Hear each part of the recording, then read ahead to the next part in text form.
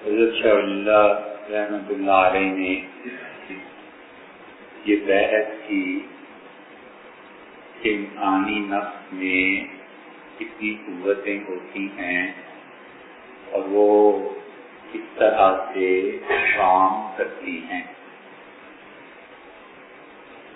اور شاہ صاحب رحمۃ اللہ علیہ نے اس کی بہت آسان مثال دی اور قوت ملکیہ جو فرشتوں کی طاقت ہے اور قوت بہیمیہ جو جانور پنا انسان کی طبیعت میں ہے، دونوں کو انہوں نے الگ الگ کر کے بیان کیا. اور پچھلے ہفتے تقریباً یہ بات پوری ہو گئی تھی کہ شاہ صاحب رحمۃ اللہ علیہ نے یہ بات ارشاد فرمائی تھی کہ تم تصور کرو فرشتوں کی حالت کا جب وہ ان خواہشات سے پاک ہوتے ہیں جو بہیمیت، جانور پنا، بہائم عربی زبان میں جانوروں کو کہتے ہیں. کئی الفاظ استعمال ہوتے ہیں. حیوان کا مطلب ہمارے نزدیک جانور اردو زبان میں، لیکن حیوان کا مطلب عربی میں ہر وہ چیز جس میں زندگی پائی جاتی ہے. یعنی عام آدمی اسے دیکھ کر اسے زندگی سمجھتا ہے.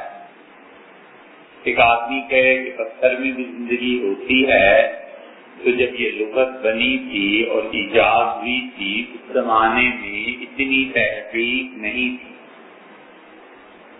تو عرف عام میں جو بھی زندہ چیز ہے اس کے لیے حیوان کا لفظ استعمال ہوتا ہے،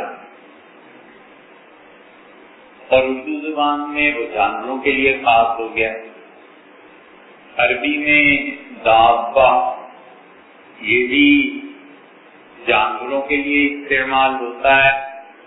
اور اللہ تعالیٰ نے فرمایا وَمَا مِن دَابَّةٍ إِلَّا عَلَى اللَّهِ رِزْقُهَا، اور اس زمین پہ کوئی دابہ، کوئی جاندار ایسا نہیں ہے جس کا رزق اللہ کے ذمہ نہ ہو. وَيَعْلَمُ، اور اللہ جانتا ہے کہ وہ اس کا مستقر کیا ہے اور مستودع کیا ہے. 12ویں پارے کی پہلی آیت میں یہ اللہ نے بیان کیا. مستقر کا مطلب مفسرین نے اس پہ بہت تفصیل لکھی ہے، جن میں سے ایک تفصیل یہ بھی ہے کہ وہ آدمی کہاں زندگی بسر کرے گا اور کہاں جا کر دفن ہوگا. ما من دابۃ، کوئی جاندار اس زمین کا ایسا نہیں ہے جس کا رزق، موت، قبر، مرنا یہ اللہ کے ذمہ نہ، اللہ کا فیصلہ ہے. یعنی کوئی جاندار ایسا نہیں ہے جو ہمیشہ کے لیے ہو. موت آنی ہے، کہاں دفن ہوگا، سب چیزیں خدا نے طے فرما دی. اب دابہ کہتے تو جانور کو ہیں، لیکن حیوان عام تھا، کوئی بھی چیز جس میں زندگی ہو. دابہ دبہ عربی میں کہتے ہیں زمین پہ رینگنے کو. تو سارے وہ جانور جو زمین پر رینگتے ہیں ان کو یہ کہا گیا. پھر اسی سے بہائم آ گیا. بہائم کا مطلب، سوائم کا مطلب چلنے والے، وہ جانور جو 4 پاؤں پر چلتے ہیں اور وہ چلتے ہیں، ان کے لیے یہ الفاظ استعمال ہوتے ہیں. تو اللہ تعالیٰ نے بتا دیا کہ اس طرح جانوروں کی یہ قسمیں ہیں. اور اردو میں بہیمیت کا لفظ جانور پنا کے معنی میں استعمال ہوتا ہے کہ اس آدمی پر بہیمیت غالب آ گئی، یعنی جانور پنا اس آدمی پر غالب آ گیا. عام محاورے میں جیسے کہتے ہیں کہ ڈنگر ہو، یہ کہتے ہیں ڈنگروں جیسی حرکتیں کرتے ہو، جانوروں جیسی حرکتیں کرتے ہو.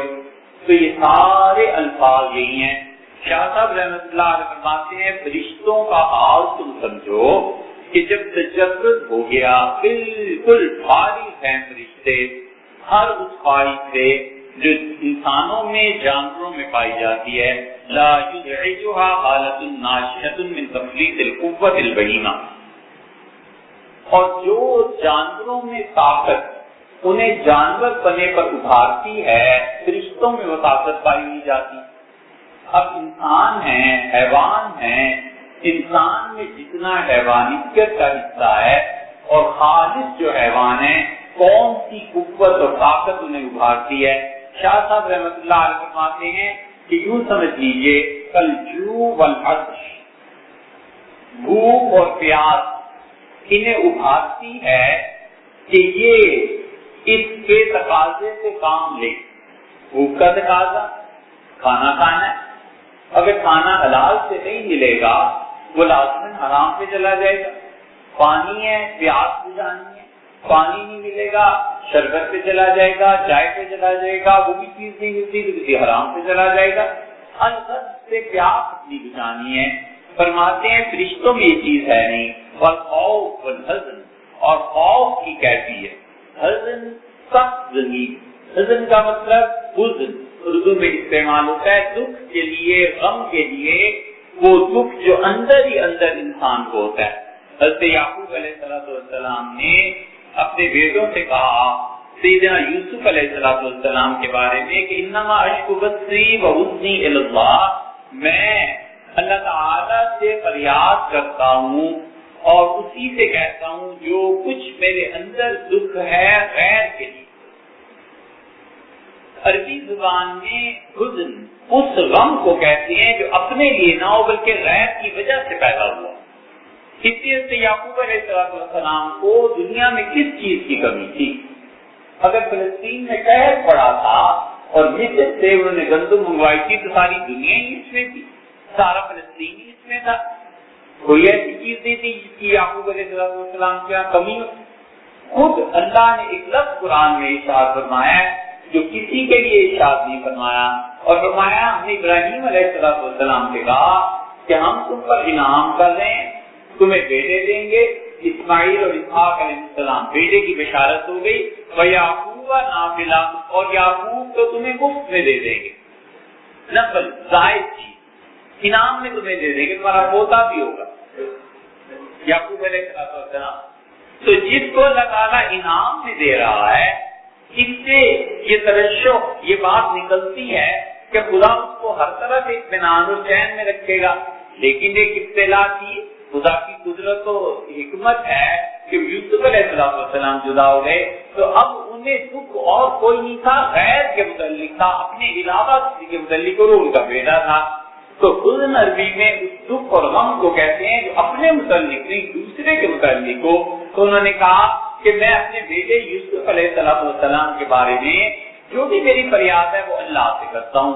ٹھیک یہی لفظ اللہ نے اسے بکر رضی اللہ عنہ کے بارے میں استعمال کیا ہے۔ حضور صلی اللہ علیہ وسلم افصح العرب تھے، نبی کریم صلی اللہ علیہ وسلم کو عربی بلا کون سکھاتا؟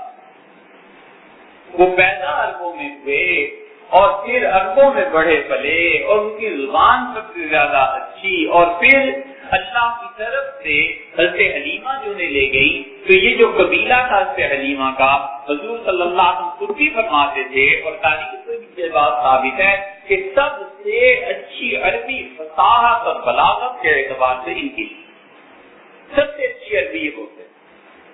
اقوام جب ترقی کرتی ہیں تو ہوتے ہوتے وہ ایک دوسرے سے زبانوں کا مقابلہ کرنے لگتی ہیں کہ زبان کس کی اچھی ہے۔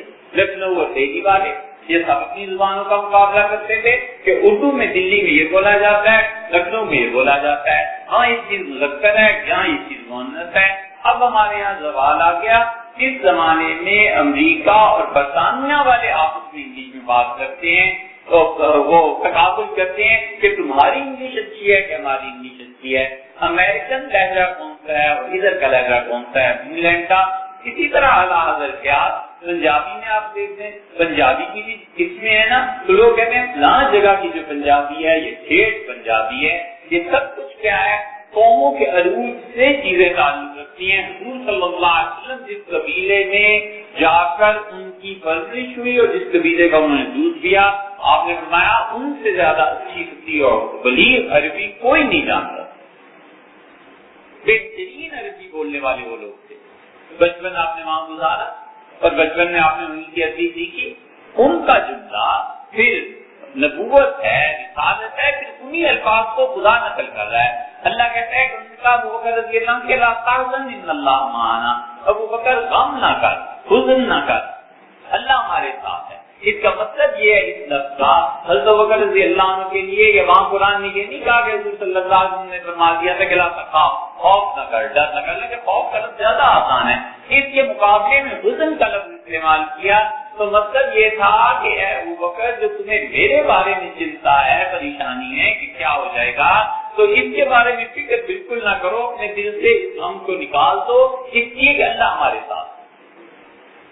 یہ خود لفظ جو حزن کا ہے نا، یہ بتاتا ہے کہ ابو بکر رضی اللہ عنہ کو اپنے بارے میں غم نہیں تھا، وہ غم کسی اور کے بارے میں. یعقوب علیہ السلام کو اپنے بارے میں نہیں تھا، وہ غم اپنے بیٹے یوسف کے بارے میں تھا کہ میرے یوسف کا کیا بنا علیہ السلام. اس لیے جو لوگ یہ کہتے ہیں کہ سیدنا ابو بکر رضی اللہ عنہ اس رات میں اس طرح سے اور نبی علیہ السلام کو لے گئے، لیکن ڈر رہے تھے دل میں، اور انہوں نے نبی نے اسی لیے تسلی دی کہ ڈر نہیں، کوئی کافر تمہیں کچھ نہیں کہے گا، اور ابو بکر اپنی جان کے بارے میں ڈر رہے تھے. قرآن نے ایک لفظ لا تحزن لا کے ساری چیزوں کا خاتمہ کر دیا. جو کسی اور کے بارے میں فکر کر رہا تھا اسے اپنی فکر نہیں، اسی لیے حدیث میں آیا ہے. اور اس لفظ کے معانی جو بیان کیے گئے ہیں اس کی تائید اس روایت سے بھی ہوتی ہے. حضرت ابو بکر رضی اللہ عنہ نے کہا میں کبھی ہجرت کی رات میں حضور صلی اللہ علیہ وسلم کے پیچھے چلتا تھا، کبھی آگے چلتا تھا، کبھی دائیں کبھی بائیں، اور آخر میں نے انہیں اپنے کندھوں پہ اٹھا لیا تو میں نے کہا اللہ کے رسول آپ چلے، اس طرح سے میں پہنچ جاتا ہوں. اور انہوں نے کہا مجھے ڈر تھا، کبھی لگتا تھا کہ کافی کہیں آگے سے آ جائے، پیچھے سے دائیں بائیں سے، تو میں ڈرتا تھا. اس کی وجہ سے آخر رسول اللہ صلی اللہ علیہ وسلم کو میں نے اٹھا ہی لیا. میں نے کہا آپ میرے بندوں پہ تشریف رکھیں اور ہم چلتے ہیں کسی جگہ پہ جا کے بنا لے لیتے ہیں. تو اس لیے انسان میں یہ خوف کبھی دوسرے. شاہ صاحب رحمۃ اللہ علیہ کی عربی بڑی اچھی ہے، اور کیا کہنے ان کی عربی کے، تو وہ کہتے ہیں کل جو والعطش، جیسے کہ جانوروں کو پیاس لگتی ہے، بھوک لگتی ہے، خوف ہے، حزن ہے، خوف اپنے بارے میں اور دوسرے کے بارے میں بھی پریشانی ہوتی ہے، اور یا یہ چیزیں حد سے بڑھ جاتی ہیں. مثلا کسی آدمی کو بھوک لگے، شدید بھوک لگ جائے، وہ کہتے ہیں کوئی چیز ہو اس وقت کھانے کے لیے رکھ دو. گھر جاتا ہے شدید بھوک ہے، گھر والے کہتے ہیں آج تو دال پکی ہے، ایسے اگر پیٹ بھرا ہوا ہو تو پھر تو دال سے جان چلاتے ہوتے کچھ لے آئے، دال ہی صحیح، بس آج سب کچھ ٹھیک ہے. پیاس لگی ہوئی شدید تو انسان پیاس میں پانی پی لیتا ہے اور ان کے نیچے اس کے نکل جاتے ہیں، ہٹا دیتا ہے اس سے.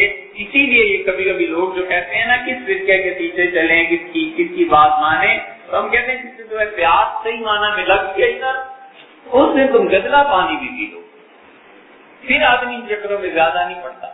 آدمی کہتا ہے کسی طرح پیاس لگنی چاہیے. آپ دیکھیں ان لوگوں کا حال، جو فوج والے ہیں ہجرت کرنی پڑ جاتی ہے، وطن چھوڑنا پڑ جاتا ہے، غریب آدمی کے پہ آفت آ گئی، سیلاب آ گیا، زلزلہ آ گیا، جب ایک گاؤں سے دوسرے گاؤں پہ جاتے ہیں تو بالکل گدلا پانی بھی پی لیتے ہیں. ایک پیاس لگی ہوئی ہے، بندہ جائے کہاں؟ تو یہ پیاس شاہ صاحب رحمۃ اللہ فرماتے ہیں رشتوں پر ان چیزوں کا غلبہ نہیں ہوتا. جب ان چیزوں کا غلبہ ہوتا ہے تو پھر اس کے بعد انسان کی کیفیت بدل جاتی ہے. اسی لیے اہل علم کہتے ہیں کہ مشورہ لینا چاہیے اس آدمی سے جس کی حالت اعتدال کی. وہ کہتے ہیں کسی سے بھی مشورہ نہ لو جب اس پہ کسی چیز کی شدت تاری ہے. ایک آدمی پہ بھوک کی شدت تاری ہے تو نتیجہ یہ کہ اس کا دماغ منتشر ہے، بار بار کھانے کی طرف جا رہا ہے. اب وہ مشورہ دے گا بھی تو کیا دے گا، اس میں اس کا اثر ہوگا. پیاس کی شدت. ہارون کے متعلق آتا ہے کہ ہارون نے ایک کوئی منصوبہ تھا، نقشہ بچھا رکھا تھا، تو اس نے ایک امیر سے پوچھا کہ فوج یہاں سے یہاں حرکت کرے، یہاں سے کافر حملہ کر سکتے ہیں، اس کو کیا کرنا چاہیے. تو اس نے جو رائے دی تو ہارون کو بڑا تعجب ہوا کہ اتنا عقل مند آدمی اتنی چھوٹی سی بات پہ کتنی سقیم، کتنی کمزور رائے دے رہا ہے. تو بار بار پہلو بدلتا تھا. ہارون نے اسے پوچھا کہ تمہیں ہوا کیا ہے؟ تو اس نے کہا مجھے بہت زیادہ پیشاب لگ رہا ہے، تو اجازت دے میں فارغ ہو گیا۔ حضور سے کہا ہوا۔ تو جب واپس آیا تو انہوں نے اس سے پوچھا کہ چھبی اب پھر بتاؤ، پھر بحث شروع کرتے ہیں۔ بحث شروع کی تو اسے بالکل ٹھیک مشورہ دیا۔ ہارون نے کہا کہ اچھا یہ بات ہے، وہ سمجھ گیا کہ اس کو کیا مسئلہ ہے، اور پھر وہ ہارون اس سے مذاق کرتا تھا۔ کبھی کبھی جب اس سے مشورہ لیتا تھا تو کہتا تھا کہ تمہاری رائے جو ہے نا وہ پیشاب متاثر کر دے رہا ہے، اگر کسی چیز کا غلبہ ہے تو پہلے ہو آؤ پھر آگے بیٹھ کے بحث کر۔ ہے تو مذاق کی بات، لیکن ہوتا یہی ہے کہ جب آدمی پر کسی چیز کا غلبہ ہو تو پھر اس کی فکر متاثر ہوتی ہے۔ جب فکر متاثر ہوتی ہے، وہ بڑی مشہور بات ہے، نذیر اکبر آبادی نے کی ہے شاعری میں، اس کے شعر بھی ہیں اس کے دیوان میں، کہ کسی نے کسی بھوکے سے پوچھا کہ دو اور دو، اس نے کہا 4 روٹیاں۔ اس نے کہا روٹیاں کیوں؟ 2 اور 2 4 ہوتا ہے۔ اس نے کہا جب میری طرف بھوک اور پاکا ہو نا تو پھر 2 اور 2 جمع کا مطلب 4 روٹیاں ہوتا ہے، صرف 4 نہیں ہوتا۔ تو اس لیے شاہ صاحب رحمۃ اللہ علیہ فرماتے ہیں کہ ساری چیزوں کا جو غلبہ ہے ان فرشتوں میں نہیں ہوتا، نہ خوف کا، نہ بھوک کا، نہ پیاس کا، نہ دوسرے کے بارے میں کسی پریشانی کا۔ فرشتے ہو جاتے ہیں مجرد یعنی جذبات سے عاری ہو جاتے ہیں۔ پھر فرماتے ہیں اور کا یا فرشتوں پر غلبہ ہو جائے اس چیز کا شبق۔ شبق کا معنی ہے شدت سے یہ خواہش پیدا ہونا کہ وہ اپنی جن سے مخالف کی طرف رجوع کرے۔ شادی ہوگی، بیوی کے پاس جائے، جنسی خیالات کا غلبہ، تو کہتے ہیں کشبق۔ جیسے کہ یہ ایک حالت ہے کہ انسان کی فکر متاثر ہو جاتی ہے، انسان کی سوچ متاثر ہو جاتی ہے۔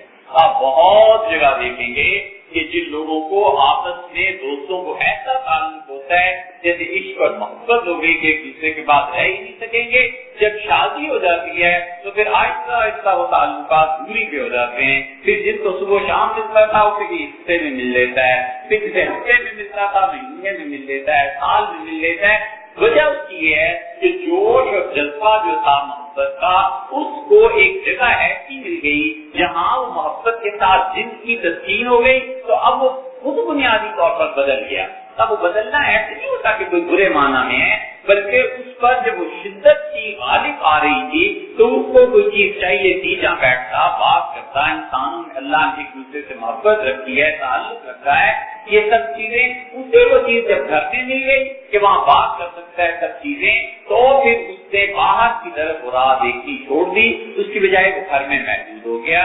اس لیے بیوی اور شادی صرف اس لیے نہیں ہوتی، یہ بچوں کی سوچ ہوتی ہے کہ جنسی تعلق کے جذبات ہیں، وہ ایک دور ہوتا ہے، وہ جب گزر جاتا ہے تو اس کے بعد شوہر کے لیے بیوی اور بیوی کے لیے شوہر، تو جیسی بھی محبت خالص بہن بھائیوں جیسی کیوں نہ ہو جائے، لیکن وہ ہوتی اس لیے ہے کہ انسان تنہائی نہیں برداشت کرتا۔ حضرت عبد الرحمان گنج مراد آبادی رحمۃ اللہ علیہ سے کسی نے کہا کہ حضرت میری جوڑوں بیمار ہے، پرانی حضور کا جوڑوں بیمار ہے، دعا مانگیے۔ تو اس نے فرمایا کیا عمر ہوگی اس کی؟ تو اس کا حضرت 75 سال کی ہوگی۔ تو فرمایا چھوڑو میاں، پرانی جوڑوں تو اماں ہو جاتی ہے۔ تو مطلب یہی ہے۔ حاجی اللہ صاحب مہاجر مکی رحمۃ اللہ کسی نے کہا کہ حضرت بیوی بیمار ہو گئی، یہ ہو گیا وہ ہو گیا۔ تو حضرت نے فرمایا کیا ہو گیا تجھے؟ تو اس نے کہا حضرت اس کی عمر 80 سال ہو گئی اور میں بھی 85 سال کا ہو گیا۔ تو حضرت نے بدلے دے اب جان چھوڑ اس کی۔ اس کا حضرت وہ تو روٹی پکا کے دیتی ہے۔ تو فرمایا ہاں شروع دن سے تیرے لیے وہی روٹیاں پکاتی آئی تھی، اللہ کے ذمہ کیا ہو جائے گا، کچھ نہ کچھ جانے دے۔ تو کہا نہیں حضرت تنہائی، یہ جو تنہائی ہے نا کوئی ملے نا، یہ بہت طرح سے واقع ہو جاتی ہے، کوئی عمر ہوتی ہے گزر جاتی ہے، اس کے بعد آدمی کو کوئی دوست کوئی ایسا دکھ سکھ کرنے والا، خاندان کے معاملات طے کرنے والا، ساری دنیا جہان خاندان کی گفتیں بیٹھ کے کر رہے ہیں شوہر اور بیوی، اور کچھ نہیں ہے، اب سب پہ تبصرہ ہو رہا ہے، اس خاندان میں فلاں لڑکی کا یہ ہوا، فلاں رشتہ یہ ہوا، فلانے کا یہ ہوا، فلانے کا یہ ہوا۔ اب وہ نہ رہے شوہر، ماں کو ایسا چاہیے ہوتا ہے تو بیٹے کو بٹھا لیتی ہے، کہتی ہے بیٹے یہ ہوا یہ ہوا یہ ہوا۔ ماں کا رجحان دینی ہوتا ہے جو کہتی ہے بیٹے کتاب پڑھو، ماں کا رجحان ٹی وی دیکھنے کا ہوتا ہے، وہ کہتی ہے آؤ بیٹے ذرا دیکھو یہ کتنا اچھا ڈرامہ ہے۔ یہ سب کچھ جو ہے یہ تنہائی کے لیے ہوتا ہے، اور شدید تنہائی طاری ہو جاتی ہے اس شخص پہ جس کی ذہنی سطح لوگوں سے بلند ہوتی ہے، وہ بڑی شدید تنہائی ہوتی ہے، وہ ذہنی طور پہ بلند ہو جاتا ہے، پڑھتے پڑھتے پڑھتے ایک ایسی جگہ آ جاتی ہے کہ اس سے کوئی خواہش جنس کی ایسی چیز رہی نہیں۔ اب وہ چاہتا ہے کہ سے بات کرے. اب بات کس سے کرے؟ وہ جو بات کرتے ہیں لوگ کہتے ہیں پاگل ہو گئے, یہ فلسفہ یہ ساری چوری تم اپنے تک سنبھال کے رکھو, اس کی ہمیں ضرورت ہے, ہم سے سیدھی انسانوں والی بات کرو. وہ جو تنہائی ہوتی ہے وہ موت تک رہتی ہے, اور اس تنہائی کا علاج بھی یہ ہوتا ہے, دو چیزیں ہو جاتی ہیں. کبھی کبھی علم اس تنہائی کا علاج بن جاتا ہے, پڑھتا رہتا ہے.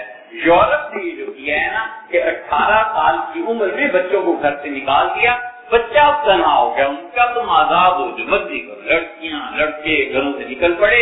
اب دوستی کوئی چیز چاہیے تھی, دوستیاں کام آتی, نتیجہ یہ کہ کتابوں میں آ گئے کہ کتاب بڑی اچھی دوست ہے, پڑھنا چاہیے, یہ کرنا چاہیے. اور یا پھر اس موقع پہ کام آتی ہے روحانیت کہ اللہ کے ساتھ تعلق, خدا کی کتاب, ذکر, اذکار, مراقبات, اللہ کی ذات و صفات میں چلنا, اس کی تجلیات, انوار, وہ اتنا وسیع سفر ہے, اتنا طویل سفر ہے کہ وہ یہاں سے اس زندگی سے شروع کرتا ہے, پھر قبر میں بھی وہ سفر ہوتا رہتا ہے, پھر حتیٰ کہ برزخ میں بھی وہ سفر ہے, پھر جنت میں پہنچے بھی سفر ہے. جنت میں پہنچ کے اللہ کی ذات پاک کو جو دیکھے گا تو بھی سفر اس کا ختم نہیں ہوتا. اس کی وجہ یہ ہے کہ اللہ کی ذات کی کوئی حد نہیں, خدا کی صفات کی کوئی حد نہیں ہے. اس کے لیے ہر دن نیا ہوتا ہے, اس کے لیے ہر روحانی تجربہ نیا ہوتا ہے, اس کے لیے ہر خواب نیا ہوتا ہے. اس لیے کہ اس کو جتنا تنہائی کا وقت مل جاتا ہے اللہ کے ساتھ لگا دیتا ہے, اللہ کی قدر کرتا ہے, اللہ کو ہر وقت یاد کرتا رہتا ہے. تو اس موقع پہ پہنچ کے پھر اس انسان پہ گونگا پن طاری بھی ہو جاتا ہے. ایسے بھی بزرگ ہوتے ہیں جس پہ گونگا پن کا مطلب یہ ہے کہ پھر وہ جانتے ہیں کہ اب میں زندگی کے اس مقام پہ ہوں کہ لوگ عام آدمی میری بات نہیں سمجھ سکتا, تو وہ چپ ہو جاتے ہیں. بہتوں پہ پھر ایسی کیفیت ہو جاتی ہے کہ تنہا ہو جاتے ہیں, بہتوں پہ ایسی کیفیت ہوتی ہے کہ روتے رہتے ہیں. اب کوئی نہیں جانتا کہ رونے کا سبب کیا ہے, وہ اللہ کے ساتھ اس کا تعلق ہے, وہ اتنا کبھی ہو کیا, نہ بیوی, نہ بچے, نہ کوئی اور چیز, نہ دنیا, نہ عہدہ, نہ کھانے کی لذت, کوئی چیز نہیں رہتی. تو یہ جو تنہائی کا احساس ہوتا ہے یہ تنہائی آدمی کو مار دیتی ہے, ختم کر دیتی ہے, لوگ پاگل اور دیوانے ہو جاتے ہیں. اس کے لیے پھر کیا ہوتا ہے, اللہ نے جوڑے کو پیدا کیا تاکہ وہ آپس میں ایک دوسرے کے ساتھ محبت, پیار, تعلق قائم رکھیں. انسان ذہنی طور پر تنہا ہو جاتا ہے. اسی لیے شریعت سے چونکہ عورتوں کا یہ جذبہ زیادہ واجبات ہے, اس لیے شریعت عورت کو حکم دیتی ہے تو جب چاہے نکاح کر لے, دوسرا کر لے, تیسرا کر لے, تاکہ کوئی نہ کوئی جسمانی ضروریات کو بھی پورا کر سکے اور اس کو پروٹیکشن بھی ملے, کھانا بھی ملے, پینا بھی ملے. یہ خاص طور پہ ان عورتوں کو دیکھنا چاہیے جن کے ہاں اولاد نہیں, بیچاری بالکل الگ ہو جاتی ہیں, تنہا ہو جاتی ہیں. بہن بھائی ہیں تو کہاں تک بہن بھائی ساتھ چلتے ہیں. مطلب عمر کا ایسا حصہ ہوتا ہے کہ بہن بھائیوں کی خود اپنی اولادیں اتنی ہو جاتی ہیں, قوم کس کا ساتھ دے. تو یہ وہ چیز ہے کا شبق. شاہ صاحب رحمۃ اللہ فرماتے ہیں کہ دیکھو یہ جو شدید جنس کی قوت انسان میں آ جاتی ہے, فرشتے اس سے بھی پاک ہیں, والغضب, اور فرشتے غصے سے بھی پاک ہیں. غصہ جب آتا ہے آدمی بنیادی طور پر غصے میں یہ کہہ رہا ہوتا ہے کہ میری بات کیوں نہیں مانی. حالانکہ آدمی سوچے اللہ نے ہر آدمی کو آزاد پیدا کیا ہے. فقہا نے لکھا ہے, صاحب ہدایہ نے, کہ انسانی محنت کی دنیا میں کوئی اجرت نہیں. ویسے کسی آدمی کو کہتے ہو کہ پانی پلاؤ, تو جا کے پانی لا کے دیتا ہے.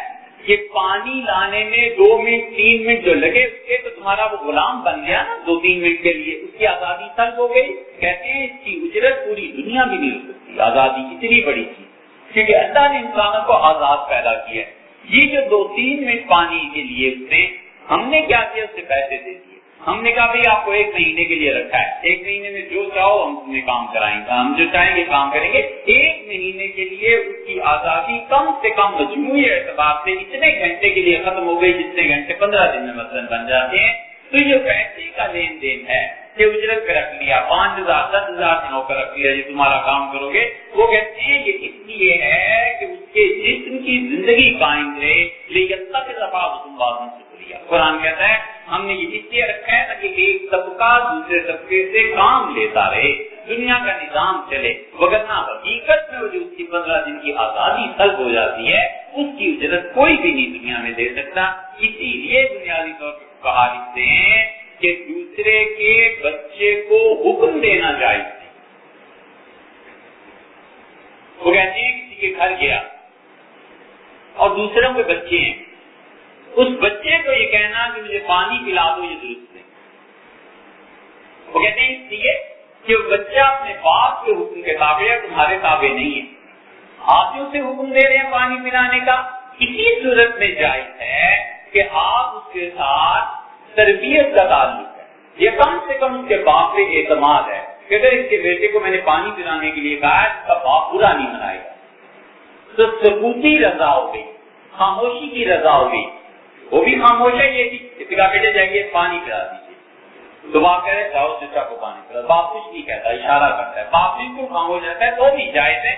اس کی وجہ یہ ہے کہ یہ خاموشی کی آپس میں رضا مندی ہے، یہ بالکل ٹھیک ہے. وگرنہ حقیقت میں اختیار نہیں ہے اس کو. اس لیے کوئی بچہ دوسرے کا اس کی آزادی کیسے سلب کی جا سکتی ہے؟ ہاں استاد کے لیے یا تربیت کے لیے یہ جائز ہے. اس لیے کہ اس کو تربیت دینی ہے نا، تو اسے کہتا ہے کہ جاؤ اور بازار سے اتنے روپے کی چیز خرید کے لاؤ. اب بچہ جاتا ہے بازار سے چیز خریدتا ہے، جب لاتا ہے تو جو اس کا مربی استاد جو بھی ہے وہ کہتا ہے بیٹے اس طرح کی چیز خریدا کرتے، دیکھو تم انگور لائے ہو نا، یہ انگور گلے ہوئے ہیں، یہ دیکھا آپ نے جو سودا کیا ہے یہ سودا غلط ہے. یہ اتنی باریکی میں کہا کیوں جاتے ہیں؟ اس لیے کہ وہ کہتے ہیں کہ انسان کی آزادی سلب نہیں کی جا سکتی. اللہ نے ہر ایک کو آزاد پیدا کیا ہے. صاحب ہدایہ رحمۃ اللہ علیہ نے اس پہ بحث کی ہے. تو ہوتا یہ ہے کہ جب انسان ان جذبات میں آتا ہے، غضب اور غصے میں، تو غصے میں وہ دوسرے پر نافذ کرنا چاہتا ہے کہ یہ کام کرو. آدمی اپنی حیثیت کو پہچانے کہ میرا اس کا تعلق کیا ہے، شاگرد ہے، مرید ہے، اولاد ہے، کس ناطے سے میں اس کو مجبور کر رہا ہوں. پر اگر کوئی ایسا تعلق نہیں ہے، برابر کی سطح کے لوگ ہیں، تو غصے میں آنے کی کیا بات ہے؟ ایک رائے دی اس نے نہیں مانی، وہ بھی آزاد ہے، آپ بھی آزاد ہے. یہ چیز ہے. شاہ صاحب رحمۃ اللہ نے فرمایا بلا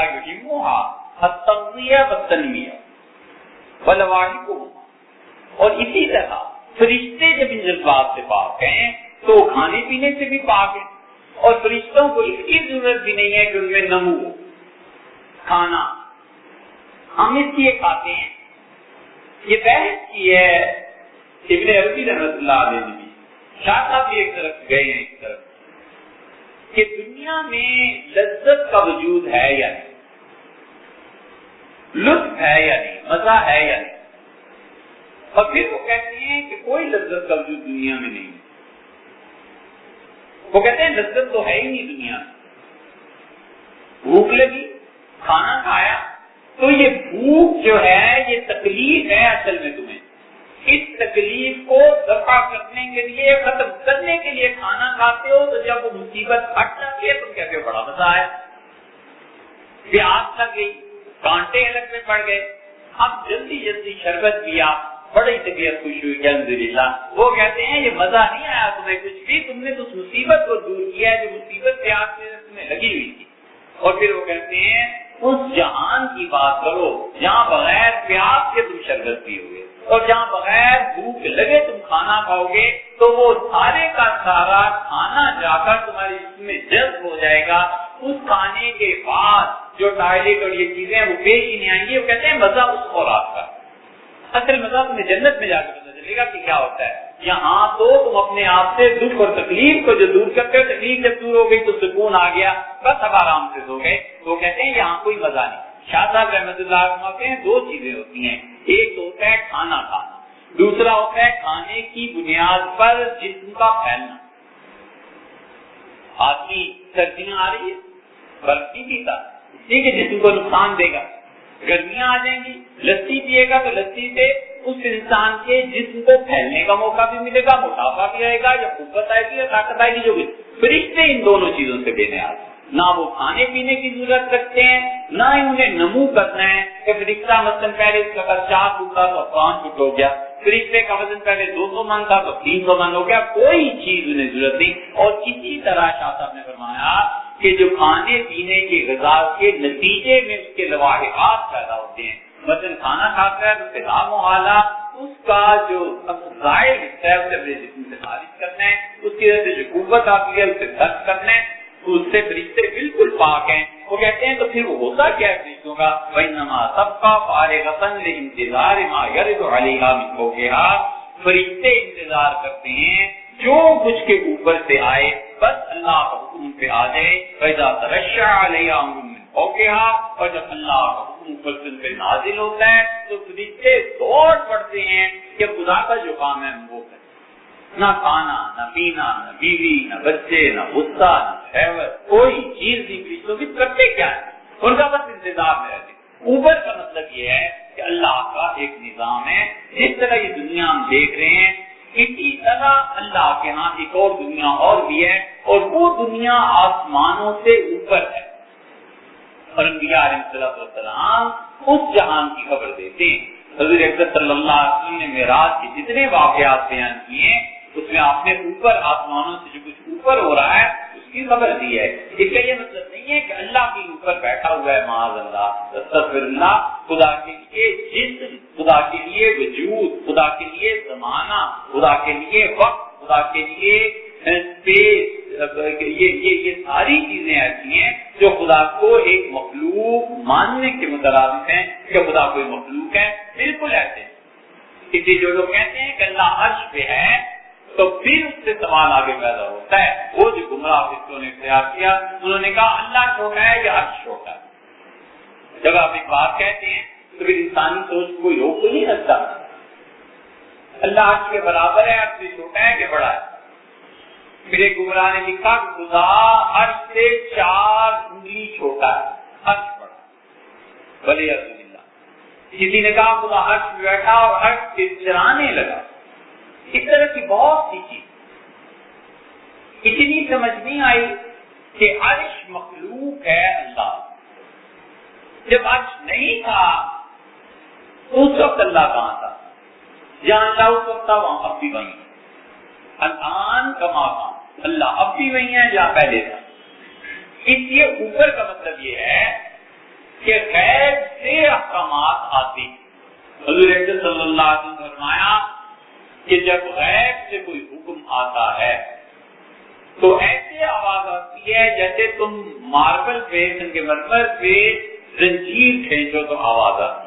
زنجیر رکھ کے آدمی سے کھینچے کسی سے تو اس سے ایک آواز نکلتی ہے، پیدا ہوتی ہے. جب لوہا اس پتھر سے ٹکراتا ہے اب اس میں ایسی آواز آتی ہے، اور ایسے جب آتی ہے تو فرشتوں کے ہوش اڑ جاتے ہیں. قرآن کہتا ہے حتی اذا فزع عن قلوب، یہاں تک کہ ان کے دلوں سے گھبراہٹ دور ہوتی ہے. قالوا ماذا قال ربكم، فرشتے اللہ کی عبادت سے کانپ اٹھتے ہیں اس کے حکم سے. جب مالک کا حکم آتا ہے اور ایک دوسرے سے پوچھتے ہیں ماذا قال، اللہ نے کیا کہا ہے. تو جو دوسرے ہوتے ہیں جواب دینے والے وہ کہتے ہیں جو کچھ بھی کہا ہے پروردگار نے سب سے. کسی قوم کا عروج کا حکم آیا ہے تو بھی صحیح ہے، زوال کا حکم آیا ہے تو بھی صحیح ہے، جنت کا آیا ہے تو بھی صحیح ہے، جہنم کا آیا ہے تو بھی صحیح ہے. قال اللہ نے جو کچھ بھیجا ہے درست ہے. وهو العلی الکبیر، اور اللہ کی ذات بڑی ہے، اللہ کی ذات بہت عظمت والی ہے. یہ جب ہٹتا ہے کیفیت سے تو پھر حکم نے سنائی دیتا ہے کہ اللہ کا حکم یہ آیا ہے. جبریل امین وہ حکم لوگوں تک پہنچاتے ہیں. حضور اکرم صلی اللہ علیہ وسلم نے فرمایا جبریل کے درمیان آپ نے فرمایا کہ جبریل مجھے اس سوال کا جواب لا کے دو. اور حضور صلی اللہ علیہ وسلم نے سوال جبریل امین سے پوچھا.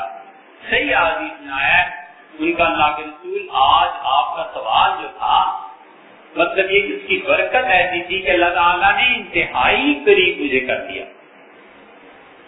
یہاں تک کہ میرے اور اللہ کے درمیان 70,000 نور کے پردے رہ گئے، اور میں ذرا سا بھی اس سے آگے کھسک جاتا تو اللہ کے تجلیات مانت یہ آئے چہرے کی تجلیات. خدا کا چہرہ کہتا ہے ظاہر ہے وہ یقیناً انسان جیسا کوئی نہیں جانتا.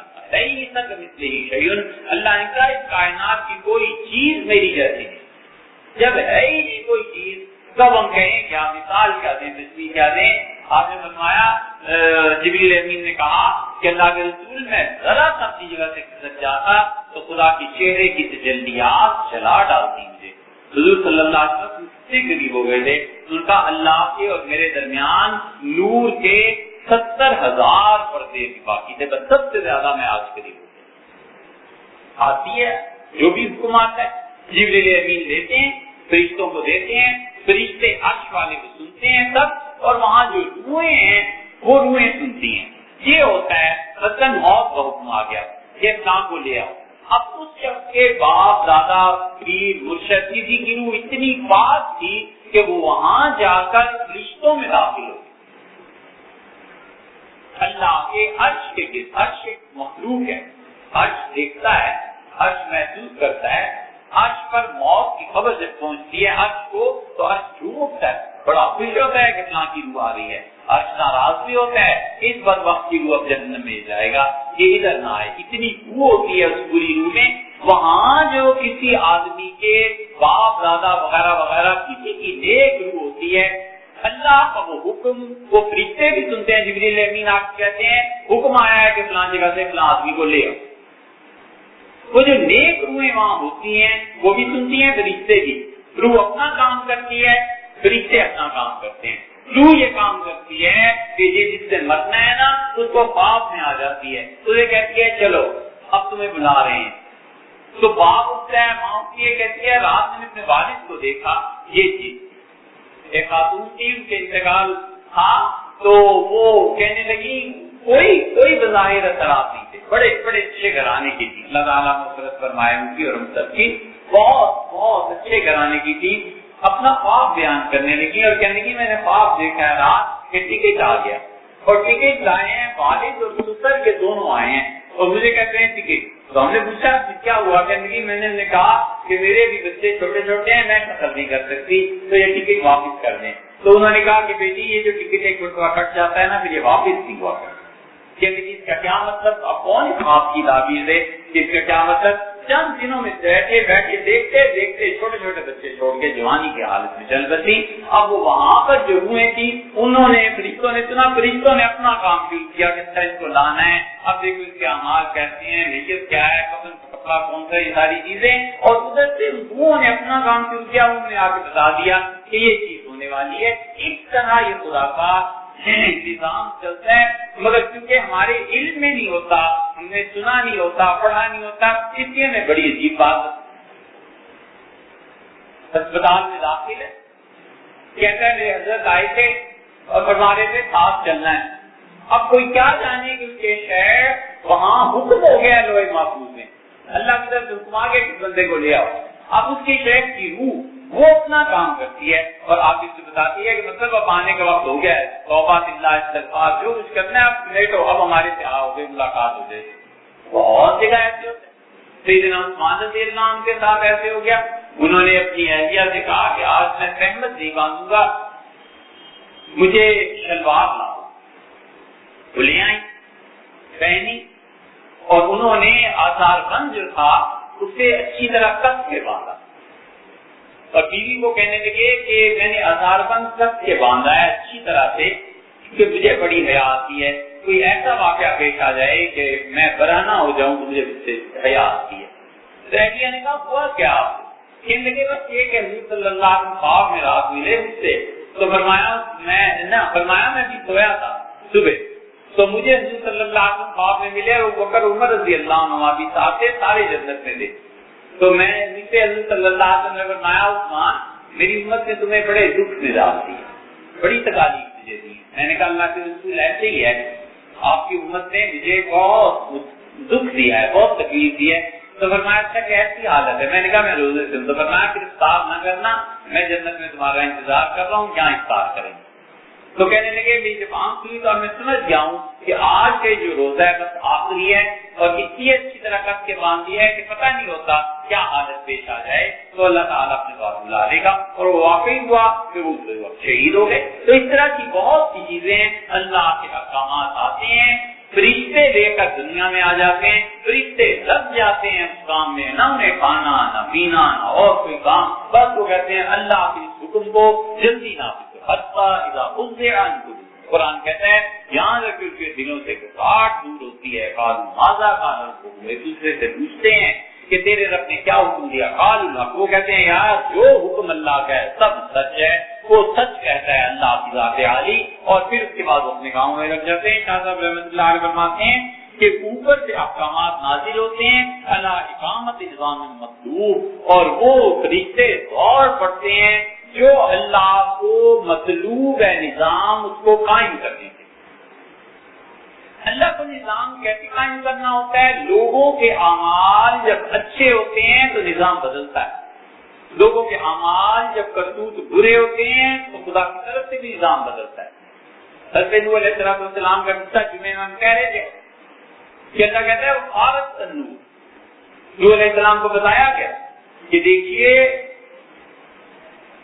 عذاب جو آپ کی قوم کو دینا ہے تو تنور سے پانی نکلے گا، جب تنور سے چشمے پھوٹنا شروع ہو جائے، چشمہ پھوٹے تو اپنے ایمان والوں کو لے کے جانوروں کو لے کے جہاز میں بیٹھ جانا۔ اللہ تعالیٰ فرماتے ہیں کہ پھر اس کے بعد بماء منہمر ہم نے حکم دیا چشموں کو زمین کے کہ پھٹ جاؤ، اور آسمان کو حکم دیا کہ اپنی بارش برسا۔ اللہ نے فرمایا پانی چڑھ گیا زمین پہ، اعلیٰ امر قد قدر، اور جو ہم نے فیصلہ کر دیا تھا وہ فیصلہ پورا ہو گیا۔ اب تنور کو کیوں کہا اللہ نے کہ یہاں سے پانی نکلے؟ کوئی بھی علامت ہو سکتی تھی، آسان علامت تو یہ تھی کہ عراق میں دجلہ اور فرات کے دونوں دریاؤں کے درمیان کا علاقہ تھا، خدا کہہ دیتا کہ دجلہ اور فرات میں طغیانی آئے گی، جب یہ طغیانی دیکھو تو جہاز میں بیٹھ جانا۔ اللہ نے تنور کا ذکر کیا اس لیے کہ اللہ نے لوگوں کو یہ بتانا چاہا کہ تمہاری جب مت ماری جاتی ہے اور تم فطرت کے خلاف حرکتیں کرتے ہو، غیر فطری کام کرتے ہو، اور تم ایسے کام کرتے ہو جو اللہ نے انسانوں کی نہیں جانوروں کے لیے رکھے ہوں گے تو رکھے ہوں گے، تمہارے نہیں، ہم بھی اپنا نظام بدل دیتے ہیں، جہاں سے آگ چلنی چاہیے وہاں سے پانی چلنا شروع ہو جاتا ہے۔ خدا نے بدل دی، خدا نے کہا تم جو کرتوت کرتے ہو نا تمہارے کام الٹے ہیں تو تمہیں جواب بھی ایسے الٹا ملے گا، اسی لیے یہ چیز آتی ہے۔ شاہ صاحب رحمۃ اللہ کہتے ہیں اللہ نے جو نظام قائم کرنا ہوتا ہے بس پھر رشتے دوڑ پڑتے ہیں اس نظام کو قائم کرنے کے لیے۔ فرعون ایسے ہی نہیں پانی میں اتر گیا، فرعون کے متعلق آیا ہے مفسرین نے لکھا ہے کہ فرعون نے جب دیکھا بحیرہ قدرت کو تو ٹھٹک گیا، وہ حیران ہوا کہ آج تک اس سمندر میں کبھی ایسے نہیں ہوا کہ درمیان سے پھٹ جائے اور زمین خشک ہو جائے، یہ بنی اسرائیل والے سارے جا رہے ہیں۔ تورات میں آتا ہے 6 لاکھ افراد تھے سیدنا موسیٰ علیہ السلام کے ہمراہ، 6 لاکھ ہوں یا نہ ہوں ظاہر ہے کوئی تو قوم کی نا اتنی بڑی، جس کو قرآن کہتا ہے کہ وہ جتھوں کے جتھے نکلے، گروہ نکلے، کوئی تو تعداد ہوگی۔ فرعون ٹھٹک گیا، فرعون نے کہا کیسے سمندر میں؟ اس کے ذہن میں آئی بے وقوف تھوڑا ہی تھا اور اللہ کی طرف سے گئی بھی نہیں تھی، تو حدیث میں آیا ہے کہ جبریل امین ایک گھوڑی پر سوار ہو گیا انسان کے روپ میں، اور جو گھوڑا تھا اس نے دیکھا اس گھوڑی کو، اور وہ جانور کا اپنی خواہش کی وجہ سے بھاگ پڑا، اور فرعون کہا اللہ کو مطلوب یہی تھا کہ اس طرح پھیلائیں اور ڈبو دیں اور برباد ہو جائیں گے۔ یہ ہے نظام، اللہ نظام ایسے قائم کروا دیتا ہے فرشتوں کے ذریعے۔ تفصیل اس کی تھوڑی سی آگے آتی ہے۔ فرمایا کہ فَإِذَا تَغَشَّاهَا عَلَيْهَا أَمْرٌ مِّن فَوْقِهَا، جب اوپر سے حکم آتا ہے، اور رَزَمْ مِّن شَيْءٍ اور بُغْضٍ شَيْءٍ، کیا اللہ کی طرف سے حکم آتا ہے کہ فلاں سے راضی ہو جاؤ، فلاں آدمی کو دکھ پہنچاؤ، تو فرشتے بھر جاتے ہیں خدا کے اس حکم سے، اور ان کے جذبات کے اندر ان کا بھر جاتا ہے، اور پھر وہ چلے جاتے ہیں فَهِيَ فِي ذَلِكَ فَانِيَةٌ عَنْ مُرَادِ نَفْسِهَا بَاقِيَةٌ بِمُرَادِ مَا فَوْقَهَا، تو فرشتے اپنی خواہش سے بالکل دستبردار ہو جاتے ہیں اور اس خواہش کو پورا کرتے ہیں جو اللہ کی خواہش۔ فرشتوں میں بھی اس کا مطلب ہے کہ اپنی کچھ نہ کچھ خواہش کسی معاملے میں ہوتی ہے، اسی لیے حضور صلی اللہ علیہ وسلم شاہ صاحب رحمۃ اللہ نے پہلے فرشتوں کی تقسیم کی ہے ایک جگہ پہ، اس میں فرشتوں کی ایک قسم انہوں نے ایسی گنوائی ہے جس میں کچھ نہ کچھ اپنی اس کی خواہش ہوتی ہے۔ مثلاً فرعون کے متعلق آتا ہے اور غالباً ترمذی کی روایت میں آتا ہے کہ فرعون کو جب پہلی ڈبکی لگی تو اس سے ابھر کے کہا کہ آمن تو بنی اسرائیل، میں اس خدا پر ایمان لایا جس پہ بنی اسرائیل ایمان لایا، یہ قرآن جو دیا ہے اتنا کیا۔ اللہ تعالیٰ نے کہا الآن، اچھا اب تمہیں ایمان یاد آیا، فقد عصیت من قبل، اس سے پہلے تو بڑا ہی نافرمان تھا ہمارا۔ یہ ہو جاتا ہے زندگی میں جو آدمی اللہ کی بغاوت پہ اتر آتا ہے، زندگی میں یہ موقع آ جاتا ہے، اللہ اگر اس کے ساتھ اچھا کرنا چاہے تو موت سے پہلے وغیرہ موت تو ایسی چیز ہے جو ایک مرتبہ سبق سکھا دیتی ہے، مگر افسوس اس کے بعد عمل کا میدان پورا ہو جاتا ہے، عمل نہیں رہتا، کچھ کر نہیں سکتا۔ اب جب موت کی ڈبکی لگی اسے تو اس نے کہا میں اللہ پہ ایمان لایا، جس بنی اسرائیل ایمان لائے، خدا کہتا ہے آن وقت اب ایمان یاد آیا، جبکہ پوری زندگی تم نے ہماری نافرمانی میں گزاری ہے۔ حضرت موسیٰ علیہ السلام پہ جو عذاب اس قوم پہ تم نے مسلط کیے ہیں کرتے رہے ہو، وہاں تم یاد آئے۔ حدیث میں آتا ہے کہ حضور صلی اللہ علیہ وسلم جبریل امین نے مجھ سے کہا اس آیت کے بعد کہ اللہ کے رسول مجھے ابھی تک وہ وقت یاد ہے جب فرعون ڈوبا اور اس نے کہا کہ میں اللہ پہ ایمان لایا، تو دوسری ڈبکی جب اس کو لگی تو میں نے پیچھے دیا، اس کے منہ میں بھر دیا۔ مجھے یاد آ گئی موسیٰ علیہ السلام کی مشقتیں اور ان کا دکھوں کو برداشت کرنا، اور ڈر لگا کہ کہیں ایسے نہ ہو اب یہ خبیث اوپر جب پانی پہ جائے تو اللہ کے اسے بچا لے، ایمان کو لے آیا نا اسے بچا لے۔ تو میں نے اس کے منہ میں کیچڑ بھر دیا تھا۔ فرشتوں میں کچھ نہ کچھ یہ چیز اللہ کی طرف سے پیدا کی جاتی ہے، جس طرح لیلۃ القدر میں اللہ تعالیٰ نے بتایا ہے کہ ہمارے فرشتے زمین پہ اترتے ہیں، جبریل امین آتے ہیں، جبریل آ کے اللہ کے فرشتے ہر اس انسان سے مصافحہ کرتے ہیں جو لیلۃ القدر میں خدا کی عبادت میں مصروف ہوتا ہے۔ اب ساتھی کو تو پتہ نہیں چلتا، لیکن فرشتے آتے ہیں، اس پہ سلامتی بھیجتے ہیں، سلام الفجر، یہاں تک کہ صبح صادق آ جاتی ہے، ساری رات وہ سلامتی کے فیصلے اس کے ہوتے رہتے ہیں، اور وہ دیکھتے رہتے ہیں جو اہل نظر ہوتے ہیں کہ اس سال کیا فیصلہ ہوا، اس سال کیا فیصلہ ہوا۔ حضرت مجدد ثانی سرندی رحمۃ اللہ علیہ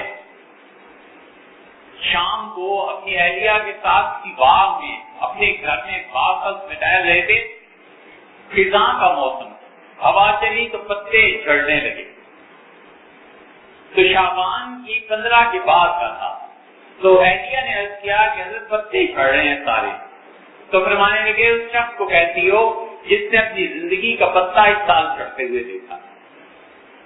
تو بڑی گھبرائیں، ان کا کیا مطلب؟ کہنے لگے 15 شعبان کے جو فیصلے ہوئے میں نے ان کو دیکھا اور میرا نام بھی تھا، اب میں دنیا سے چلا جاؤں گا اسی سال۔ اور واقعی وہی ہوا ان کے ساتھ، ان کی تو موت بہت ہی عجیب و غریب ہوئی کہ اللہ کے ساتھ جو تعلق کا صحیح مرحلہ ہوتا ہے یہ موت کے وقت پتہ چلتا ہے کسی انسان کو کہ میرے ساتھ کیا ہونے والا ہے، اور موت سے پہلے جو خوشخبریاں ان سے ملتی ہیں کہ موت سے پہلے جو ڈراؤنی چیزیں سے دکھائی جاتی ہیں تو سب اگلا جہان پہ کھول دیا جاتا ہے کہ یہ چیزیں ہونے والی ہیں، پھر اس انسان کو اس طرف لے جایا جاتا ہے۔ شیخ یعقوب صاحب مجددی رحمۃ اللہ علیہ تھے، بھوپال کے سلسلہ مجددیہ نقشبندیہ کے بہت بڑے مشائخ، کمال کی موت ان پہ۔ وفات سے پہلے تیز آندھی، سب کھڑکیوں پہ چٹکیاں گر گئی، دروازوں کی، بیٹے بیٹیاں سب پاس کھڑے تھے اور دروازے کھل گئے۔ فرمایا یہ فرشتے آ گئے، یہ خدا کی طرف سے آ گئے، اچھا بیٹے یہ الماری کھولو، اس سے یہ چیزیں نکالو، اچھا یہ تم لے لو، یہ تم لے لو۔ پھر فرمایا اچھا بھائی دیکھو پاؤں سے جان نکل گئی، پھر تھوڑی دیر بعد آیات پڑھتے رہے، پھر فرمایا گھٹنوں تک جان نکل گئی، پھر تھوڑی دیر بعد فرمایا نچلا دھڑ خالی ہو گیا، پھر کچھ دیر گزری تو بیٹے بیٹیوں کو کہنے لگے میری ایمان کی گواہی دینا، اب موت میرے دل کے قریب آ گیا اور دل بند ہونے والا ہے۔ تو کلمہ پڑھا، دعائیں مانگی اور سلام کیا اور خاموش ہو۔ یہ موت، یہ ایسے موت آ جاتی ہے، اللہ کے ساتھ تعلق قائم رہتا ہے تو آخری مرحلہ خدا اس طرح آسان کر دیتا ہے کہ فرشتے بھی نظر آتے ہیں، سب چیزیں نظر آتی ہیں، فرشتے آ جاتے ہیں کہ خدا کا حکم وہ اس پر عمل کرے۔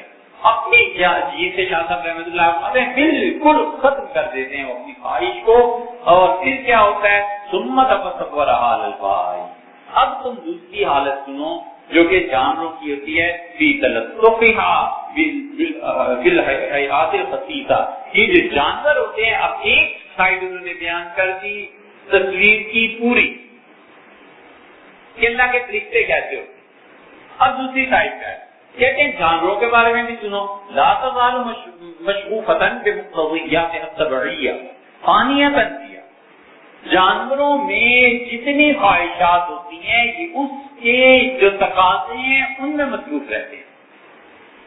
جانور میں کیا خواہشات ہوتی ہیں؟ اتنی لمبی بات میں کرنی، قرآن نے بڑی آسان سی مثال دی ہے، اللہ تعالیٰ اپنی بنا میں رکھے۔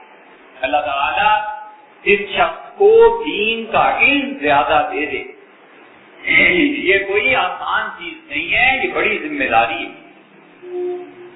ہم گھر میں جو چیزیں جمع کرتے رہتے ہیں نا کہ آج یہ صوفہ سیٹ لے آؤ، آج بیڈ اچھا لے لو، آج یہ اے سی لگوا لو، آج یہ کر لو، تو ایک طرف ہماری راحت میں اضافہ ہوتا ہے تو دوسری طرف ہماری ذمہ داریوں میں بھی اضافہ ہوتا رہتا ہے۔ آپ خود غور کریں، بڑی سادہ سی بات ہے، اے سی اگر نہیں لگوایا تو ہمیں ضرورت کیا ہے کہ اے سی والے کو تلاش کریں، بجلی کے بل کے لیے پریشان ہو۔ اے سی جب لگتا ہے تو آدمی کی ذمہ داری میں اضافہ ہو گیا نا، کہ اب اس کا بھی بل جمع کرانا ہے، اب بجلی بھی دیکھنی ہے، اب یہ بھی دیکھنا ہے۔ اسی طرح انسان زمین پہ آرام سے سو جاتا ہے، جب وہ چارپائیاں رکھے گا ٹھیک ہے چاہے ویسا کچھ، لیکن اس کی ذمہ داری میں بھی اضافہ ہو جائے گا کہ سال 2 سال میں چارپائی ٹوٹ گئی، کھٹمل پڑ گئے، کچھ چیز ہو گئی، تو آدمی کی ذمہ داریوں میں بھی اضافہ ہو جاتا ہے۔ تو جتنا آدمی راحت اور سہولت گزر جاتا ہے اتنا ہی ذمہ داریوں میں بھی اضافہ کر لیتا ہے۔ بالکل ٹھیک اسی طرح جن لوگوں کو خدا دین کا خاص طور پر علم دیتا ہے ان کی ذمہ داریوں میں بھی اضافہ ہو جاتا ہے، ذرا اپنی جگہ سے ہلے نہیں کہ خدا کی گرفتار، ذرا اپنے مقام سے ہٹے نہیں کہ اللہ کی طرف سے کچھ ہو۔ انبیاء علیہ السلام اسی لیے کیونکہ سب سے زیادہ خدا کا قرب حاصل ہوتا ہے، سب سے زیادہ ذمہ دار ہوتے ہیں۔ 2 آدمی آئے، حضرت داؤد علیہ السلام کو قرآن کہتا ہے کہ اس نے کہا حضرت میرا اور اس کا کاروبار اور اس کی 99 دنبیاں ہیں، ولیہ ناجزم واحدہ، میری ایک دنبی ہے۔ ہم نے کاروبار کیا ہے کہ دنبیاں چرائی جائیں گی، ان کا دودھ، اون، گوشت، یہ سب چیزیں، تو یہ جو ہے نا 99 دنبیوں والا یہ مجھ پہ ظلم کرتا ہے۔ حضرت داؤد علیہ السلام نے اس ایک دنبی والے کی شکایت سن کے ارشاد فرمایا کہ لقد ظلم، یہ ظلم کرتا ہے۔ اس نے کہا حضرت یہ چاہتا ہے میری ایک دنبی بھی اپنی 99 میں ضم کر کے مجھے محروم کر دے۔ لقد ظلم، یہ بڑا ظلم کر رہا ہے، تجھے ایک دنبی سے بھی محروم کر رہا ہے۔ اب دوسرے کی بات نہیں سنی نا، فوراً ارشاد فرما دیا اللہ کی طرف سے بھیا۔ اللہ نے کہا داؤد بالکل ایسے نہیں ہو سکتا کہ آپ دوسرے کی بات سننے بغیر فیصلہ کر دیں، دونوں طریقوں کی بات سنو، اس کی بھی اور اس کی بھی۔ اور اللہ نے کہا وَظَنَّ داؤد أَنَّمَا فَتَنَّ، داؤد فوراً چونک اٹھے اور وہ سمجھ گئے کہ اللہ نے ایک امتحان میں ڈال دیا، ان کا امتحان ہو گیا ہے، اور وہ اس امتحان میں اس درجے پہ پورے نہیں اترے جو درجہ اللہ کے یہاں نبی کو جو احتیاط چاہیے تھی، تو انہوں نے اللہ سے توبہ کی، استغفار کیا۔ واحد خدا کے نبی علیہ السلام ایسے ہیں جنہیں قرآن کہتا ہے اللہ نے کہا یا داؤد انا جعلناک خلیفۃ فی الارض، داؤد ہم نے تمہیں زمین پہ اپنا خلیفہ بنایا ہے۔ خدا نے کسی کو نہیں کہا کہ اس کا خلیفہ ہے۔ آدم علیہ السلام اس کے متعلق بھی مفسرین کہتے ہیں اللہ نے کہا میں خلیفہ بناؤں گا، پھر آدم علیہ السلام آئے تو خلیفہ ہوئے۔ داؤد واحد خدا کے نبی علیہ السلام ڈیوڈ جس کی طرف اللہ نے وہی بھیجی اور کہا اللہ ہم نے تمہیں داؤد زمین کا خلیفہ بنایا ہے۔ لوگوں کے درمیان جو عدالت انصاف ہے پورا 16 آنے پورا انصاف کرنا چاہیے، یہ چیز کرو۔ تو ہوتا یہ ہے کہ جتنا خدا کا قرب بڑھتا ہے، علم بڑھتا ہے، مذہب کا، دین کا، اتنی احتیاط ضروری ہو جاتی ہے۔ ہوا کیا ایک ساری یہ شاہ صاحب رحمۃ اللہ جو جانوروں کی بات کی ہے نا، اس کو مختصر کرنے کے لیے بس ایک مثال قرآن سے لے لیجیے۔ اللہ تعالیٰ نے فرمایا کہ کسی زمانے میں ہم نے ایک شخص کو چنا اور اس کو ہم نے اپنے علم میں سے حصہ دیا۔ خدا خود گواہی دیتا ہے کہ اس کا ولی بڑا نیک آدمی، وَلَوْ شِئْنَا لَرَفَعْنَاهُ، اور ہماری مشیت اگر تقاضا کرتی تو ہم اس کو اپنے اور قریب کرتے، اس کے درجے بلند کرتے۔ وَلَكِنَّهُ أَخْلَدَ إِلَى الْأَرْضِ، اس نے کیا کیا؟ زمین کی طرف جھک گیا۔ جانور زمین کی طرف کر کے چلتے ہیں نا، اللہ نے کہا اتنے علم کے باوجود اتنا بڑا عالم دین ولی اللہ، اس نے اپنے آپ کو زمین کی طرف جھکا دیا۔ قرآن کہتا ہے وَمَثَلُهُ كَمَثَلِ الْكَلْبِ، اللہ نے فرمایا بس اس شخص کی حالت ولائے علم تقوی سب ختم ہو گیا اور اس کی حالت کتے جیسی ہو گئی. خدا نے کتے سے تشبیہ دی ہے اور اللہ نے فرمایا انسان علیہ الحل تو اس کتے جیسی ہو گئی جس پہ تم بوجھ لا دو تو بھی اس کی زبان لٹکی رہے اور چھوڑ دو بوجھ نہ رکھو تو بھی اس کی زبان لٹکی رہے اور کتے جیسی حالت ہو گئی. کتے کے ساتھ اس عالم دین کو کیوں اللہ نے دشمن؟ مفسرین فرماتے ہیں بھیڑیے کے ساتھ نہیں دی, سور کے ساتھ نہیں دی, معاذ اللہ کسی سے اس لیے کہ کتے کو بنیادی طور پہ دو ہی چیزوں سے غلط ہوتی ہے, ایک پیٹ بھر جائے اور ایک جنسی خواہشات. انہوں نے کہا جب اپنے مقام سے عالم دین گرتا ہے تو اس کی زندگی میں پھر تم دیکھو گے کہ یہ خواہشیں ہوتی ہیں کہ کسی طرح حلال حرام کچھ ہو جائے, ایک پیٹ بھر جائے اور ایک مزے کی زندگی گزارے. اللہ کے دین کو بیچتا ہے, علم کو بیچتا ہے. قرآن کہتا ہے جانوروں جیسی حالت انسان کی ہو جاتی ہے جو ہماری آیات اور نشانیوں کو دیکھنے کے باوجود اپنی حالت اپنے آپ کو ٹھیک نہیں کرتا. پھر پیسے کی دوڑ شروع ہوتی ہے, پھر عہدے کی دوڑ شروع ہوتی ہے, پھر حوث شروع ہو جاتی ہے. اسی لیے پرانے حضرات جو تھے وہ اللہ کے اتنے اچھے بندے تھے, وہ لوگوں میں آئے ہی نہیں, زندگی گزر گئی. کسی نے بلا لیا تو بسم اللہ, نہ بلایا تو اپنے گھر پہ بیٹھے رہے. یہ ابراہیم نقی رحمت اللہ علیہ ہیں, امام منیفہ رحمت اللہ علیہ کے دادا استاد. ان کی حالت یہ ہو گئی تھی کہ جہاں مسجد میں نماز پڑھاتے تھے اور تابعین میں تھے, تبع تابعین میں تھے, ام المومنین سے عائشہ رضی اللہ عنہا کی غالباً زیارت کی ہے بچپن میں. فرماتے تھے میں اپنے ماموں کے ساتھ حج کرنے کے بعد مدینہ طیبہ حاضر ہوا تو ام المومنین عائشہ رضی اللہ عنہا میں بچہ تھا, گھر چلا گیا تو ام المومنین رضی اللہ عنہا کو دیکھا سرخ لباس پہنے ہوئے. یہ روایت کرتے ہیں نقی رحمت اللہ کی حالت یہ تھی کہ وہ نماز پڑھاتے تھے, بیٹھتے تھے, جہاں 4-5 عالم ہوئے, 5واں آدمی آیا اور کہتے شہرت بڑی بری چیز ہے, لوگوں میں بیٹھنا اور علم کا بگاڑنا یہ آفت ہے, یہ آزمائش ہے. میں اس آزمائش کو مکمل نہیں ہوتا. چلے یہ امام اوزاعی رحمۃ اللہ علیہ ہیں. اوزاعی رحمۃ اللہ علیہ اتنے بڑے امام تھے, مذہب ان کا چلتا رہا جیسے امام مالک, امام شافعی, اسی طرح امام اوزاعی رحمۃ اللہ علیہ تقریباً 150 سال تک ان کا مذہب چلتا رہا. دیگر میں آخر میں مالکی کا نظام ہو گئے. عورت گھر میں مطلب پوچھنے آئی تو ایک جگہ بیٹھ کے تو اس سے پوچھا کہ آپ کے شوہر کہاں گئے؟ تو انہوں نے کہا وہ تو مسجد میں پڑھانے گئے. تو عورت جلدی سے اٹھی اور اس نے کہا ہو یہ جہاں بیٹھی ہوئی یہ جگہ گیلی ہے, یہ پاک ہے یا ناپاک؟ تو ان کی بیوی اوزاعی رحمۃ اللہ کی بولی, ان کا یہ جگہ گیلی رہتی ہے, تمہارے بھائی جو ہیں امام وہ نماز رات کو یہی پڑھتے ہیں اور روز وہ اتنا روتے ہیں خدا کے سامنے سجدے میں کہ یہ جگہ ہمیشہ گیلی رہتی ہے, اس لیے ان کے آنسو اگر تم پاک سمجھتی ہو تو پاک ہے, ناپاک سمجھتی ہو تو ناپاک. یہ تھے امام اوزاعی رحمۃ اللہ علیہ. ابھی بھی بیروت میں ان کی قبر ہے.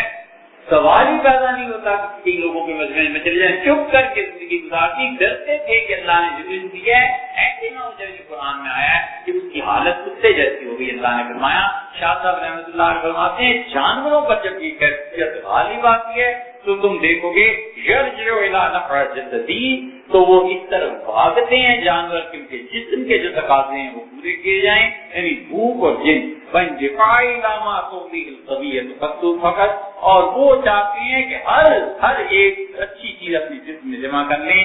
ثم تعلم, اب تمہیں جاننا چاہیے کہ اللہ تعالیٰ قد اوضع الانسان بحکمتہ الباہرہ قوتین, اب تمہیں سمجھنا چاہیے ان دونوں چیزوں کو سننے کے بعد کہ اللہ نے یہ دونوں قوتیں انسان میں رکھی ہیں, فرشتوں کی بھی جانوروں کی. یہ ہے وہ جو قرآن کہتا ہے. اللہ تعالیٰ فرماتا ہے وَنَفْسٍ وَمَا سَوَّاهَا, ہمیں قسم ہے انسان کے نفس کی, وما سباہا, اور دو چیزیں جو برابر کی چوٹ کی انسان نے. قد افلح من زکاہا, ایک تزکیہ ہے, فلاح پا گیا وہ آدمی جو اپنے آپ کو پاک کر دیتا ہے. وقد خاب من دساہا, برباد ہو گیا وہ آدمی جس نے اپنی فکر کو بکھیر دیا. قرآن میں بات کہتے ہیں ایسی ہیں بھائی یہ ساری خدا کی کتاب نازل نہ ہوتی ایک آیت کا، وہ ایک آیت حضور صلی اللہ علیہ وسلم کی نبوت اور رسالت اور معجزہ اور وہ اللہ کے ہونے کے لیے بس کافی تھی. وہ ایک آیت اتنا کچھ اپنے اندر رکھتی ہے کہ انسان کے تصور سے بالا علوم ہے.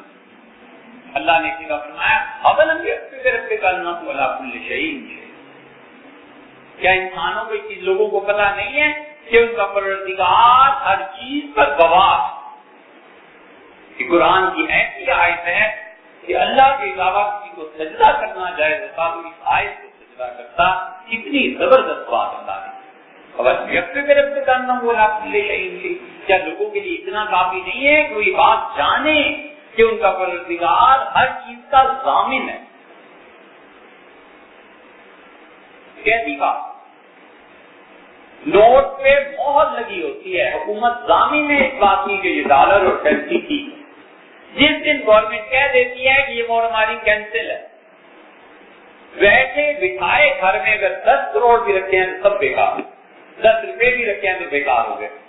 اس کی گورنمنٹ ضامن ہوتی ہے، گورنمنٹ کی ضمانت ہے. اس پہ لکھا ہوا ہے کہ حامل اعضا کو یہ ادا کرے گا. یہ ساری عبارت جو ہوتی ہے ڈالر پہ لکھا ہوا ہوتا ہے. گورنمنٹ اس کی ضامن ہے کہ یہ پیسہ ہماری ان کی کرنسی ہے. اور جس دن گورنمنٹ ضمانت کو کینسل کر دے، ایک کٹے کی چیز نہیں رہی جائے کروڑ روپے ہوں.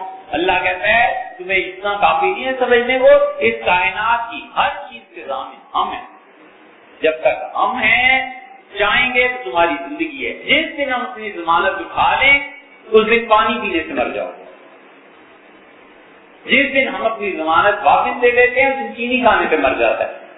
جس دن ہم اپنی ضمانت کینسل کر دیتے ہیں اس دن بلڈنگ بیٹھے بیٹھے انسانوں کے گر جاتی. جس دن خدا کی ضمانت کینسل ہوئی اسی دن مقدر سارا نصیب کدھر کا کدھر چلا گیا. عہدے سے ایک منٹ میں ہٹا دیتے ہیں. ابھی آرڈر ہوئے اور آئے وزیر اعظم صاحب کا چلے گئے اور کدھر چلا گیا گھر. اب ہم جب طرف سے کرنا ہوا کل شيء، کیا لوگ اتنا نہیں جانتے کہ کائنات کی ہر چیز کی ہماری ضمانت ہے. ہم ضمانت دیتے ہیں تو تم ہو، حتیٰ کہ تمہارا وجود بھی ہماری ضمانت کے ساتھ. اسی لیے یہ آج دیکھو کتنی ضرورت. دوسری جگہ بنفسے قسم ہے ہمیں انسان کے نفس کی وما صفا، اور اس میں 2 چیزیں برابر کی رکھی. شاہ صاحب رحمۃ اللہ کو چیزوں کا ذکر کیا نا، بڑی اچھی آیات آگے لا رہے ہیں انشاءاللہ ان سے. فرمایا ایک فرشتے اور ایک جانور، بنفسے وما صفا، دونوں چیزیں فرشتوں کی بھی جانوروں کی. قد افلح من زکاہا، جو فرشتوں کے کام کرتا رہا وہ آدمی فلاح پا گیا. قد خاب من دساہا، اور برباد ہوا وہ آدمی جس کی فکر منتشر ہو. گناہ فکر کو منتشر کرتا ہے اور نیکی فکر کو جماتی ہے. ایک آدمی مثلاً یہ کہتا ہے میں روزانہ 100 مرتبہ درود شریف پڑھا کروں گا. اب ذہن کو عادت ہو گئی کہ جو ذمہ داری قبول کی ہے اسے کام پورا کرنا ہے. ایک آدمی کہتا ہے میں 5 مرتبہ نماز پڑھا کروں گا. اب اس کی ذمہ داری کی عادت ہو گئی کہ وہ یوں ہی کھڑی نماز کے وقت کبھی کبھی اس کے اندر بے چینی شروع ہو جاتی ہے اور نماز پڑھتا ہے جا کے چین آتا ہے. اس لیے کہ اس نے اپنی عادت بنا لی نا، نیکی نے اس کے نفس کو جما دیا. گناہ جماتا نہیں، گناہ منتشر کرتا ہے. 4 دن سے گناہ کر لیا، پھر خیال آیا جوا کھیل میں چل پڑے.